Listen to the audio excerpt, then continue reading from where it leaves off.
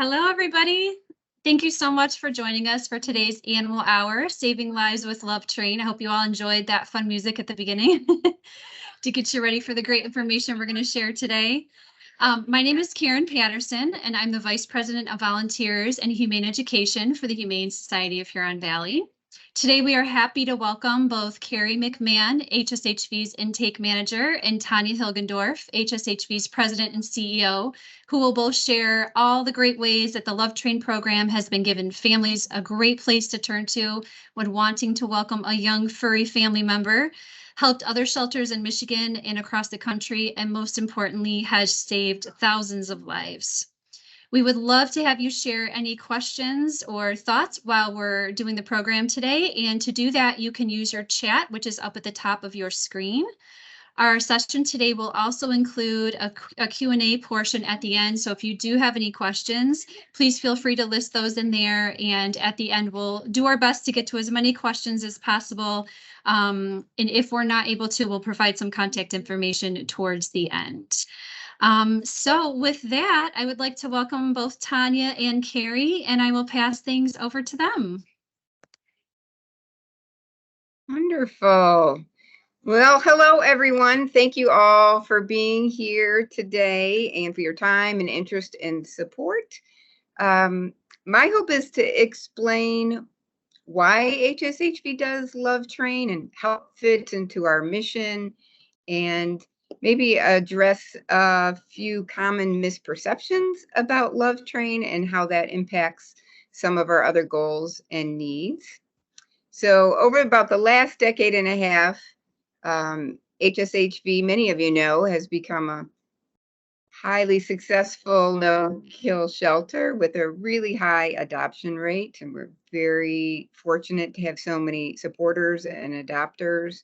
We don't ever have to put an animal down for space or time limits or treatable or manageable health or behavior conditions, which is really a wonderful place to be. You may know that our primary service area is Washtenaw County, but that we've been able to use some of our success to expand our mission beyond our walls and our local boundaries, because we can, and because we're always striving to do better, to help more animals, and to help more people in need. And a part of that expansion is our humane education program and our advocacy on behalf of all animals, but those are stories for another day. But really, Love Train is about how we support the animal welfare industry. And even though we've seen so many improvements over the last decade or so, there are still so many animals and shelters in great need, both near and far, of course. And so we want to do everything we can to expand our reach to help more animals, struggling communities, shelters, and the people who work in those shelters. But I should also mention, and I'll talk a little bit more about this later, is that when we expand, we want to do that carefully, right? Expanding the reach means it's important not to be overextending ourselves, which can be really easy to do because that's kind of the nature of our work. When you're an open admission shelter, you have a lot of demands. And so we want to make sure that when we're choosing to provide other types of help, that we're not harming the animals in our care or our local community or our staff and volunteers, right? So we want to make sure we're not intentionally drowning ourselves,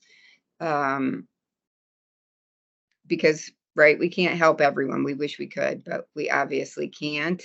And, knowing that this is already physically and emotionally difficult work, that even in a really beautiful shelter with innovative programs, so many volunteers, so many supporters, that our folks, our staff in particular, deal with a lot of secondary trauma and compassion fatigue and burnout. So while we're here to rescue and heal and protect and rehome, we just want to do that really carefully, right? And so that when we can choose to help, which we don't always have a choice. We want to choose wisely so that we can make sure that we're doing it well, right? And not creating other negative consequences for animals or for our community. And so that's where a well-managed program like Love Train comes in. So one of our really important whys is talking about why we do Love Train is talking about the need. And tragically, there are still so many animals who are needlessly suffering in shelters, in inhumane shelters, and still dying needlessly. See if that will work. We also know that while there's been a lot of improvements, more cats than dogs still die in shelters. And that's largely because of outdated practices and because our kitties are still treated like second-class pets, even in shelters. And way too often we see some really outdated practices in shelters that are just built for dogs. So because of our high adoption rates and the popularity of our cat cafe, like Tiny Lions, we can take in more cats and kittens from other Michigan shelters and from out-of-state shelters that help their survival rate and also give them a sheltering experience that is much more humane and fear-free. So that's really great. When we talk about the why, supply and demand is a really critical issue. So we see national geographic differences in population trends and breed differences. So effective transport programs are really all about that supply and demand. So it allows us to save more animals by moving them from high supply areas and low demand areas to less supply areas and high demand areas, quite obviously. So we can take animals from overpopulated communities with fewer adopters, and move them into communities where, specifically as related to puppies, there are fewer puppies. So the good news is in many parts of the country is that spay and neuter has really worked. While there are still so many animals in needs, we just don't see the accidental births like we used to. And so we have lower puppy populations and higher adoption rates. And then we also see differences in terms of breed, generally speaking. In many parts of Michigan, shelters are mostly full with pitty type mixed dogs. In the South, there are more beagles and hounds. In California and Texas, there are a lot more Chihuahuas. So a good transport program like Love Train can help us bring in a variety of ages and mixes and sizes so that we're bringing in more adopters and we're able to meet the needs of families with differing needs and wants. So it's also important to note that shelters across the country right now over the last year or so have been experiencing a capacity and crisis. They're overfull, facing more euthanasia.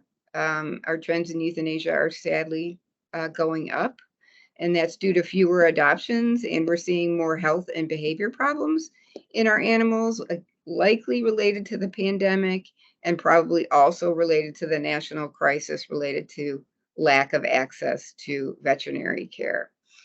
So for us, it's just really important that we be able to think creatively about how we solve our problems and how we find ways to attract more adopters. We also know that there are a lot of struggling shelters still in Michigan, and Love Train allows us to help those shelters when we can. It's important to know that shelters in Michigan are registered or what we call licensed by the Michigan Department of Agriculture, but there are really very few standards of care. It's mostly around disease prevention, not really around quality care for the animals or any life-saving effort at all. So there is no governing body making sure our animals are treated humanely, sadly. And just as an aside, this is also why HSHV helped create the Michigan Pet Alliance, which is Michigan's first association of shelters and rescues. So we can help offer training and improve standards of care in Michigan shelters so we can get just better treatment of those animals and a better chance of them getting out of those shelters alive. It's really great that we can help each other out with animals, but we also want to build up the industry in general to improve the capacity for care, and increase the resources. So we know that there just aren't enough resources now for all the animals in needs and it with need. And despite how animals are a part of our families, animal control is usually the first thing cut in a budget. And even as we've seen in Washtenaw County, community leaders can spend billions of dollars on human related services and still balk at the teeny tiniest percent of public dollars spent on innocent, homeless, and abused animals, even though those services are also helping people in so many different ways. So throughout the state, shelters are just in the country, they're just not big enough. You know, when a community says we need a new road, there's a whole bunch of data that goes into the decisions around that road, how many cars are going to be on that road, how the road is going to be best built, who it's going to serve. That's not the way it works for shelters or animal controls at all. It's more like we have this amount of money, make it work, not we have this kind of need, and this is how we build a responsible shelter that takes good care of the animals, that meets different species needs. Really, they just throw a small amount of money at it and say, make do. And rarely do they create places that are nice to visit or adopt. And they just don't have enough space or staff. But that's not the fault of the shelter staff. Those are what I would say poor decisions based made by the public policy makers. I think the biggest reason for Love Train is that we are preventing needless death and suffering. And I think that's really what drives all of us, is that we can help so many animals that otherwise would see needless death. Another big, really important part of Love Train is keeping people out of pet stores. So keeping the demand low for puppy mills and other irresponsible breeders. Just so important. Right now, it's 20 or 30% of people are getting animals from shelters and rescues. Pretty low. Folks are still buying animals from pet stores or purchasing from online dealers.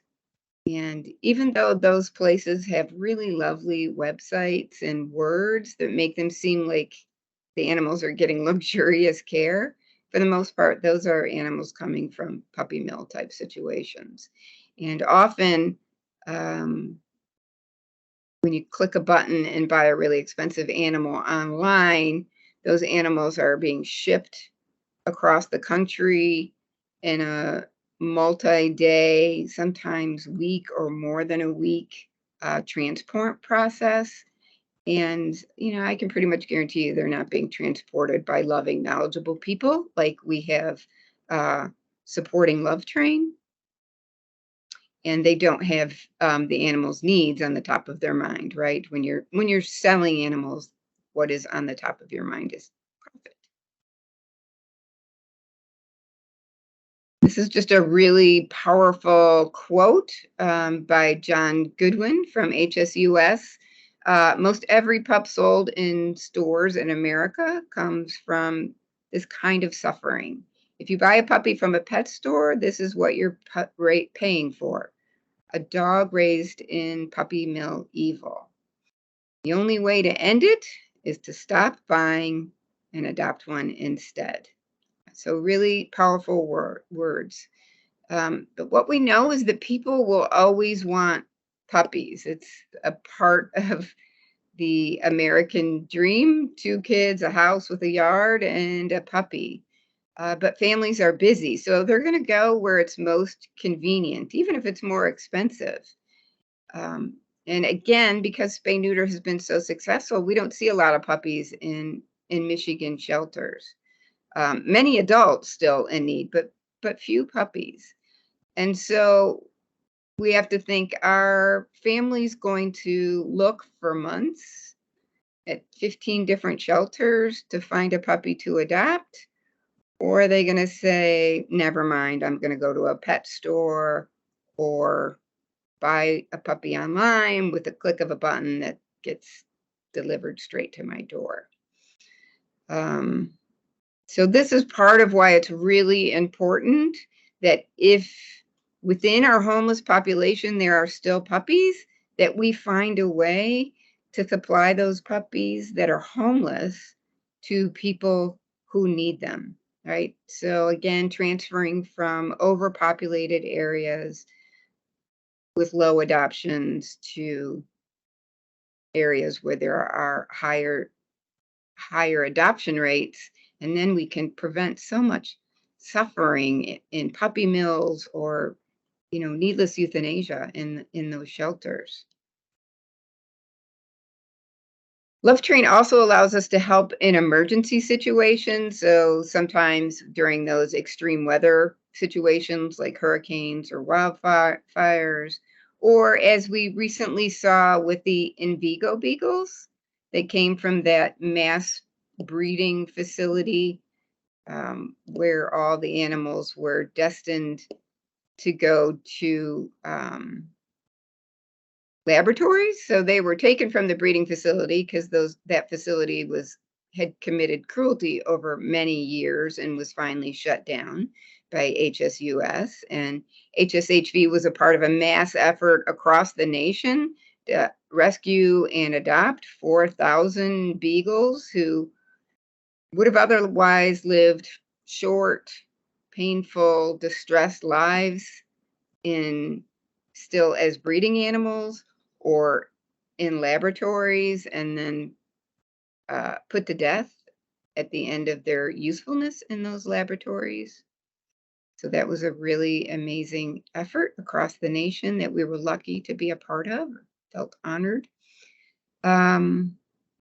Other benefits for Love Train is that it brings people to the shelter. So people who adopt from us and have a great experience, they become volunteers, they become supporters, they adopt again from HSHV, and they tell their friends and family about us, and they come to adopt. So it really helps bring attention to the other more difficult animals to adopt in our care. And of course, we can't put any price on the benefits of joy and comfort and companionship that people get from adopting. Another great benefit of Love Train that people might not be aware of is that, Love Train kind of keeps us on our toes. So when we push ourselves to do more or better, we also learn to innovate and evolve. So Love Train is actually why we started our feline leukemia sanctuary after we did a transfer of in-state kitties, and I think most of them ended up having FELV. So we decided to create our own sanctuary here, which was actually our administrative offices, and they were cared for by our administrative leadership staff here. And then along the way, we learned so much about these sweet kitties and about how to keep them healthy and happy. And really, we learned so much that we barely need that sanctuary anymore. And there are no kitties back here right now. Our shelter medicine team also learned new advances in dealing with other conditions such as parvovirus. So we now have a really extremely high survival rate for parvo and have become leading experts on treatment. So just a couple of examples about how when you stretch yourself, you also learn and grow in other ways. As mentioned, Love Train creates visibility for our harder to adopt animals. So we have a lot of adolescents here, particularly dogs, high energy, no training, poor socialization. They may have been abused or neglected, and they need a lot in terms of health or behavioral care. So those are the ones we think of as our more difficult to adopt animals. And sadly, they can have really long lengths of stay in the shelter. But the popularity of Love Train helps bring more people to our shelter, to our website, and bring some great visibility to those animals as well. That includes extra resources. Though I will note that even though our puppies do cost more than any other animal in the shelter, they're not the big money maker people assume they are. It costs a lot to bring them in, to provide them the medical care that they need. And that's particularly true if they're sick or injured. Once they're in our care, they're our obligation, and we're treating whatever comes to us. So whether that's parvo or ringworm or a broken leg or, even a serious heart condition, we're going to treat those things. And again, people want puppies, and Love Train helps make people happy, right? We can continue to educate people and encourage to get those homeless adults, but we all know social change is a long, slow process. And we have puppies that need homes. We don't want them to die needlessly. And we want to increase the number of people who are choosing shelters to adopt. But they have to have animals to adopt. They have to have animals that they're interested in. Right? We're not putting them on conveyor belts. We're not creating them, but we have to have a supply and some diversity in our animals for folks, right? There's only a small amount of people who will say, I will only adopt from a shelter. But there are a lot of people who want to do good, who want to save a life, but they might choose convenience and getting the exact type of animal that they want over adoption. So we want to be able to catch those folks who want to do the right thing, and be able, if we can, to find animals that they're interested in adopting. Now, I want to address a concern or a complaint we hear relatively often. Believe it or not, there are some people who just don't like Love Train, and I think that's because of some real misconceptions about the program and how it impacts the shelter and our resources. So there are people who think that Love Train keeps us from helping other Michigan shelters, and that's simply not the case. First, most significantly, as mentioned, and as you'll hear from Carrie, Love Train does help many other shelters in Michigan on a regular basis with both dogs and cats and kittens.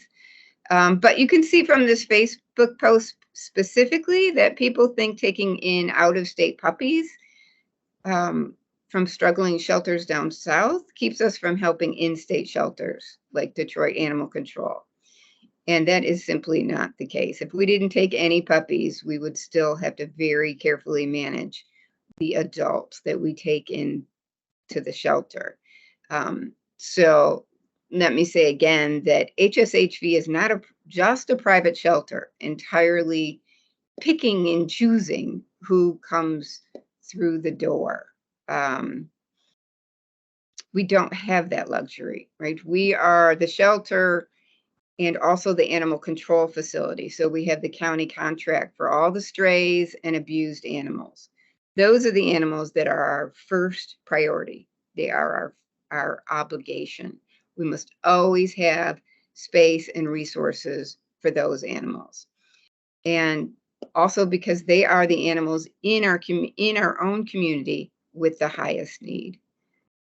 Then we have to prioritize our owner surrenders, again, in our own community. But Love Train, as we manage it, impacts neither one of those groups currently. Puppies are not housed in our traditional kennels. Folks who know Love Train know that they don't take space from those adult animals. They're also adopted within a day or two. It's pretty miraculous. And kittens, they only come in as space allows. Our kittens go to Tiny Lions, our cat cafe, so popular, again, adopted within a few days. But well, the larger dogs, that's a different adult dogs. That's a really different story. Those dogs compete directly with our harder to adopt dogs from Washtenaw County, ones that we have to take in, our first obligations. Dogs that could easily sit here for months waiting for adoption. So that does directly impact our ability to care for our obligation to our own community and our own community's animals. So I just want to say that adopting love train puppies, or comparing love train puppies to adult dogs from other Michigan shelters is apples to oranges. It's just not the same resources. Shelter work is about capacity and flow through from intake to adoption. That doesn't mean we don't help harder to adopt animals from other communities. We do all the time. It just means we have to do so very, very carefully, so that because we have to serve our own communities' animals first. They're our first priority. We always have to have space for those animals as well. For the strays, the cruelty cases, we don't have any control over when those animals come in, and that includes large-scale seizures that often happen. So just some important points to keep in mind when you think about those comparisons. And of course, animal sheltering is a lot about heart, but it's not all heart. If we have to be smart about how we do our work, if we want to do it well, right? If we want to do it effectively and humanely, if we don't want to hurt the animals already in our care, if we want to help as many as possible. And we think about we have to think about how long an animal might sit in our care. And we know we've been doing this a long time. So we have some pretty good guesses about how long on average an animal might wait for adoption. And when an animal waits, it takes up space from another animal in need in our community. And so you can easily get into a situation of being over capacity and not being able to take care of the animals in your own community, or creating more suffering and stress for the animals in our care. So we don't want to overburden our staff, of course, but even if we're all like, oh yeah, let's rally, we can do it, it still has being over capacity has very negative effects on the current animals that you're caring for. And I can just say that easily one large, harder to adopt adult dog with some behavior problems easily equals 70 puppies in terms of length of stay or days of care. And we have the same problems every other shelter that has to take in strays has. All those animal control facilities, we have those exact same challenges to get those larger adult dogs adopted and to keep them sane and healthy while they're here. So I just wanted to, talk about why that's not a fair comparison at all. That they're just really different issues, and that of course, though, I will say, if we're going to take a pity mix from somewhere, we're not going to go down south to do that. An adult, that is, like, of course, we're going to go to a neighboring shelter, but that's because it's less stressful on the animal and it takes less resources. It's not because it's any more or less moral. I don't think one animal is more deserving of another just because of the state they live in, right? A life is a life to us, and geographic boundaries mean nothing to an animal, and it doesn't make their rescue any more or less fair. So that's that piece. Let me move on from there. And now, so speaking of well managed, I'm going to hand it over to Carrie McMahon, our amazing intake and love train manager, who's going to talk more about the details of our wonderful program. Thank you, Tanya. I'm blushing. Hello, everybody.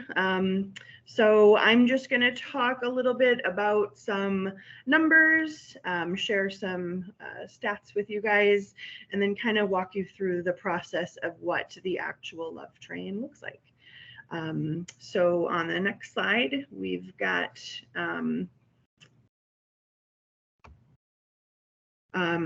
these are just some of the numbers. This is since we started the Love Train program, which was in December of 2016, was our first trip aboard the Love Train. We were participating in the Rescue Wagon program prior to that. I'm sure a lot of you remember those days.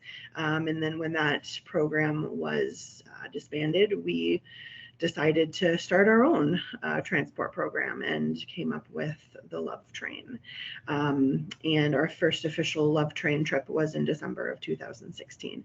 Since then, we've done over 230 transports of animals. I think most people associate Love Train with puppies, and that's certainly understandable. It's definitely what we put out into the world the most, but we do a lot of other transports as well. We have transfers coming in from all around Michigan, all around the Midwest, and even beyond that. We've taken from over 64 sources so far since we've had the program going. We take mostly cats and dogs, but we've also transported rabbits and domestic birds. When we have a request for something like that and we're able to help, we are always happy to be able to do that. Over 6,500 dogs and over 2,000 felines have all made their way to HSHV aboard the Love Train, over 8,500 animals so far. That's a lot of animals. We're pretty proud of those lives that we've been able to save. So, so we want to talk a little bit about where the animals do come from. So this is a county map of Michigan, and as you can see, we've taken animals from all over the state. As Tanya so wonderfully spoke to, we do have to be always thinking of our own resources and what we can do, what we can help with. So, we're not always able to help when people ask, but when we can, we certainly always will. We are able to help with, because of some of the innovative programs we have here, because of our adoption policies and things, we are able to help with animals that maybe have some more difficult medical needs sometimes. Because we are able to treat things like parvo, we will take parvo animals on occasion.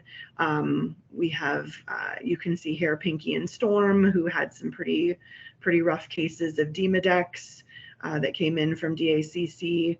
Bennington, Handsome Kitty, it had feline FIV, which we don't even test for here at HSHV anymore. FIV kitties are treated just like any other kitty, with a little extra education at the time of adoption.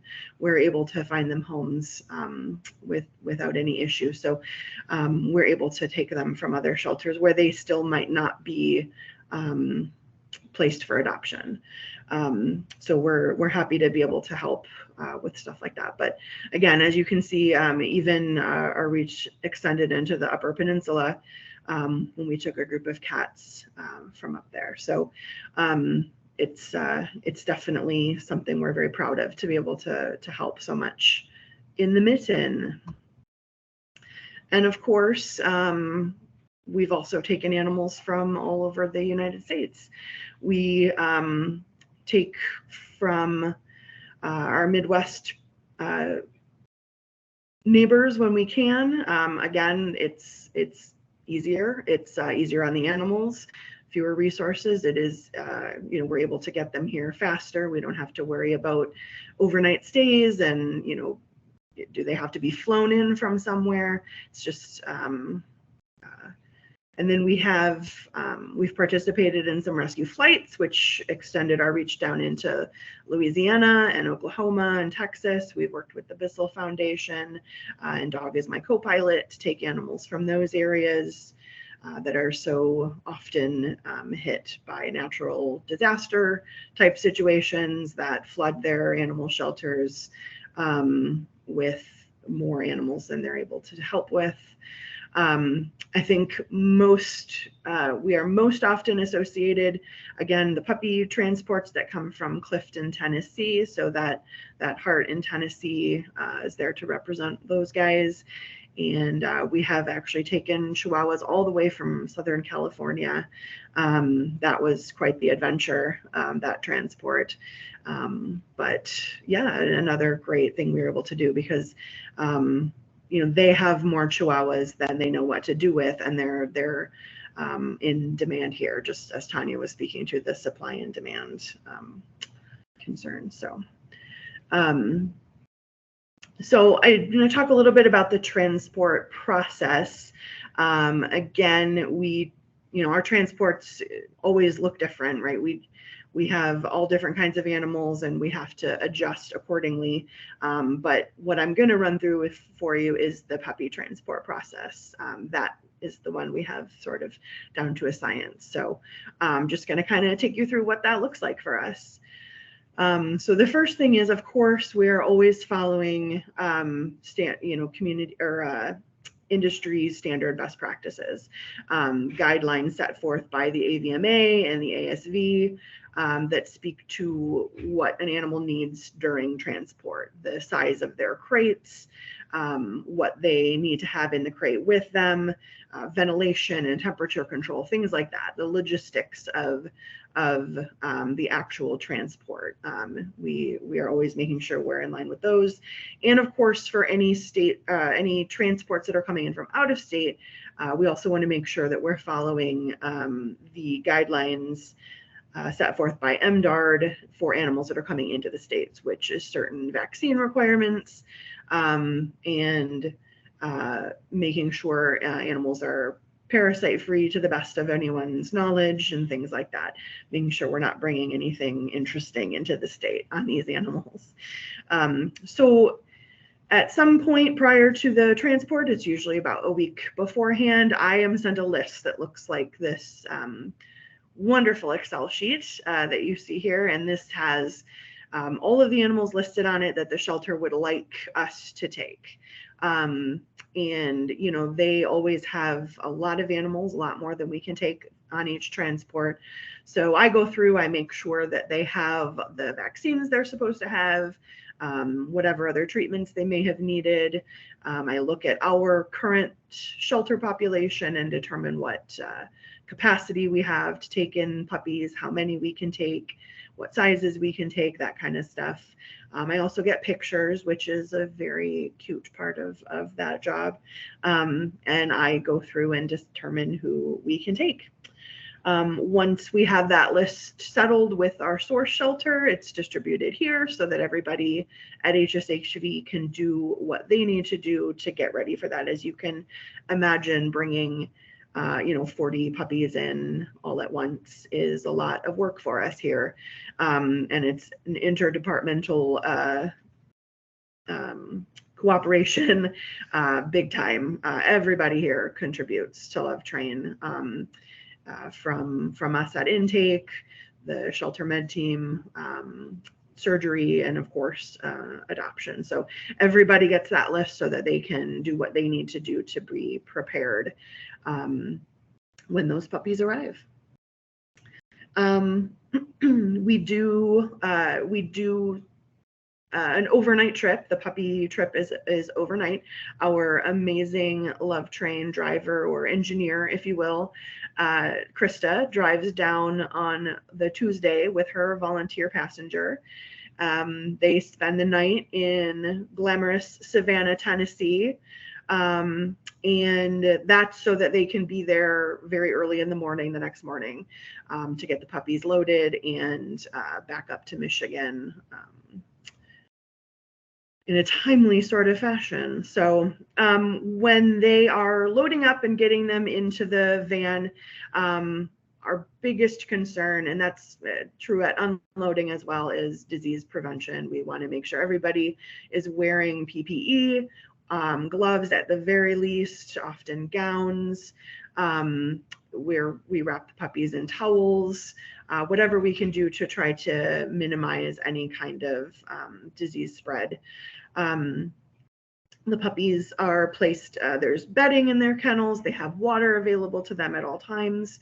How many puppies go in each kennel, of course, depends on the size of the puppies. And of course, we're not mixing any litters. They would only ride with their litter mates. Our sources are really great about letting us know if there are two litter mates who maybe don't get along as well. Just like human siblings, sometimes they can squabble. And so we want to make sure we're not putting any two puppies together that may not be safe for the transport. And they're all marked with a collar with their identification on it so that we know who they are at our end. And then they hit the road. When they are actually on the road, they're checked every time we stop, make sure everybody is still doing well. We do have temperature control in the van to make sure that the back is staying at the temperature that we want it to, which of course is difficult in the extreme weather that we do drive through. And yeah, we just are making sure that they're comfortable. We don't leave the van unattended, obviously, once the puppies are in it. We also, this is something people may not think about, but we have emergency protocols in place in case something should happen. Again, if you follow our Facebook page at all, you're probably aware the Love Train van has had some bad luck with tires, and happily has never been too big of an issue. We've always had people, good Samaritans, who stop and help us get us back on the road. But we do have protocols in place in case something worse than that should happen. It's an important part of animal care, is being prepared for things like that. So once they get back to HSHV, they are met by a legion of volunteers who are here to help us unload. We have 20 would probably be a good minimum number, at least, of volunteers, plus 3 or 4 staff members, usually including myself, who are here to unload the puppies, get them checked in, get them collars with their new HSHV names on them. They do get another distemper booster when they arrive. They get some dewormers, and then they get a good look over by our check-in staff, just to see if we can find any issues that we know are going to need to be addressed before they can be adopted. They're housed, again, generally in litter groups. You're given comfort items, food and water, of course, and kind of tucked in for the night.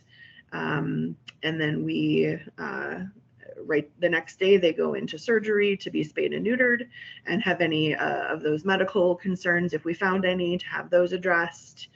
And then they are typically available for adoption when we open on Friday. And as Tanya said, they are usually gone by the end of the weekend. Most of them will be adopted Fridays and Saturdays. And we may have a handful left over Sunday or Monday, but that's usually the extent of it. It's just a few days. So it's really an incredible thing we're able to do to save 40 lives in just a few days. And as Tanya said, without displacing any of our community animals. So we're pretty proud of that. see. So just real quick, if you're interested in learning more about the Love Train, there's a few ways you can do that. We do have the HSHV Love Train Facebook group, adminned by yours truly. Yeah, it's a place where adopters and the source shelters and fosters and the volunteers that help with Love Train and just people who like cute puppies can come and see all of the happy families that are posting their Love Train stories. You can also sign up to get information about upcoming transports. You can sign up for that at hshv.org/lovetrain and get those notifications. You can sponsor either a litter or a whole Love Train. Information about that is at hshv.org/sponsor. Something I realized I did not include on this slide, but we always need lots of volunteers. As I said, every Love Train, it's quite a few people who are here helping. So if you're interested in that, you can also go on our website and get information about how to sign up to be a volunteer. And then lastly, we have an event coming up you may have heard of, Walk and Wag and Run. It's coming up just in a week and a half here, so not a lot of time left, but anyone who raises either as an individual or as a team raises $2,000, you're able to get a Love Train experience, which means that you and your group can come and join us for a Love Train arrival and participate in that, carry the puppies through, and it's a pretty fun time. It's pretty great to see all those little guys being unloaded from the van and knowing the happy ending they're heading for. So those are just a few ways you can help support the program if you are so inclined. So we have a little video here we're going to share about the Love Train experience, about one of our puppies.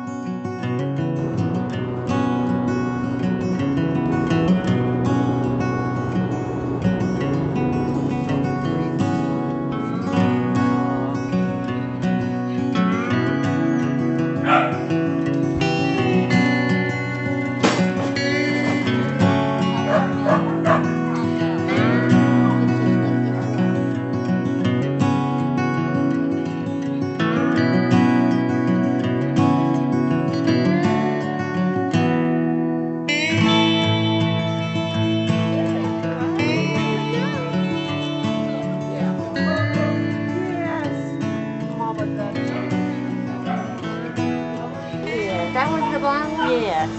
Precious. She's adorable.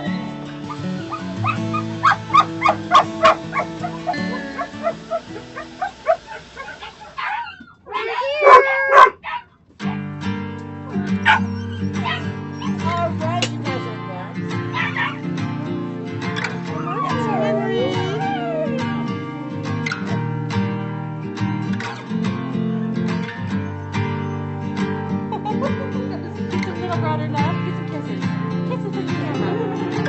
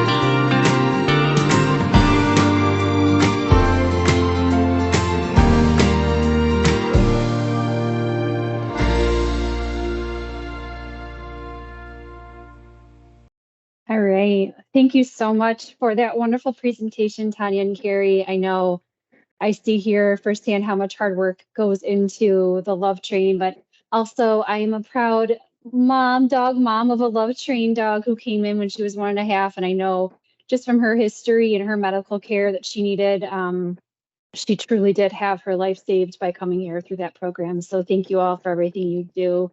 I would love to open it up for some questions right now. If any of you have questions regarding the program, I know we have a couple to start off for both Carrie and Tanya. So hopefully you both are ready for a couple of questions here.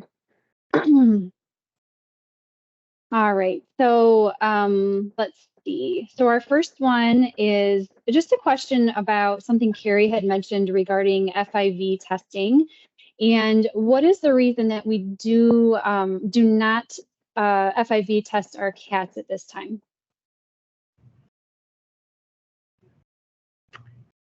So we used to do FIV and feline leukemia testing. The reason we don't do FIV testing anymore is because FIV does not need to be a big factor in a cat's life. I can say that firsthand. When I started working here, I actually had an FIV positive cat. So this topic is actually very near and dear to my heart.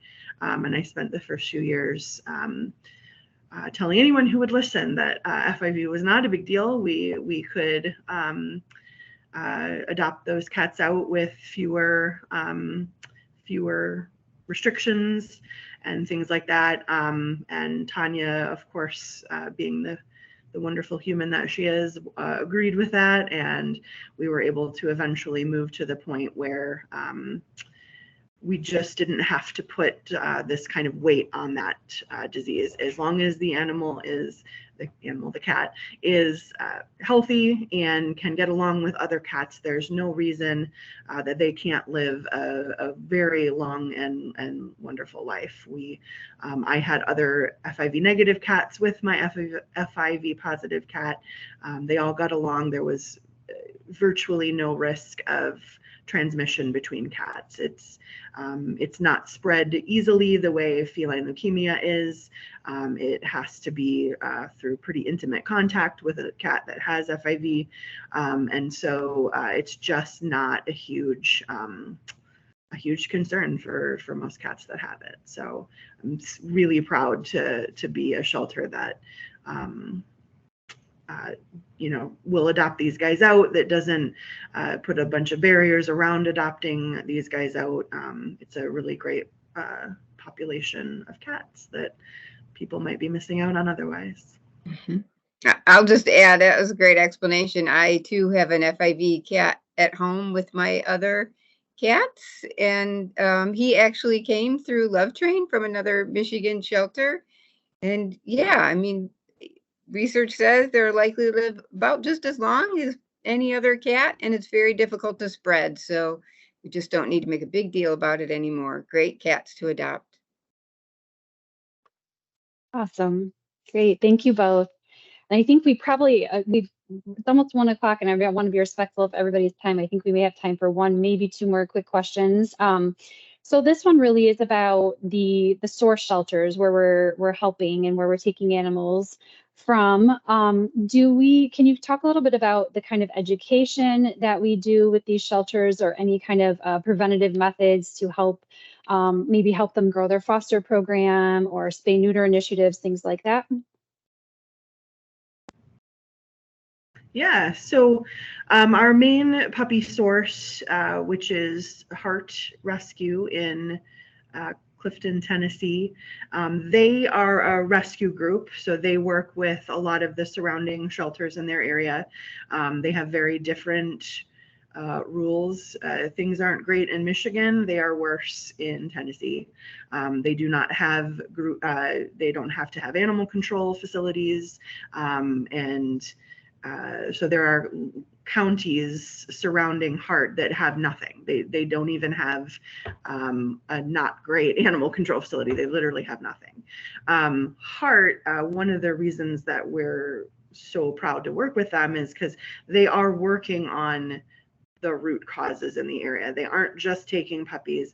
They're making sure that they do a lot of spay neuter grants in the area. When they do take puppies, they are pretty forceful with people, saying like, look, we can take these puppies from you, but you got to do your part and get mom spayed. They have outdoor dogs the way we have outdoor cats up here, but they don't have any kind of TNR type program for those dogs. So people are letting their pets outside unsterilized. A lot of them live outside unsterilized. They have dogs that roam, and not a lot of resources or programs to try to help combat that as one of the root causes of the overpopulation issues that they see. And Heart does a lot in their community to help with that. They do a lot of, like I said, spay neuter grants. They work with local shelters, making sure that they're doing what they can to follow best practices, use what limited resources they have in the best way possible. And if you go to their Facebook page, it's HARTT,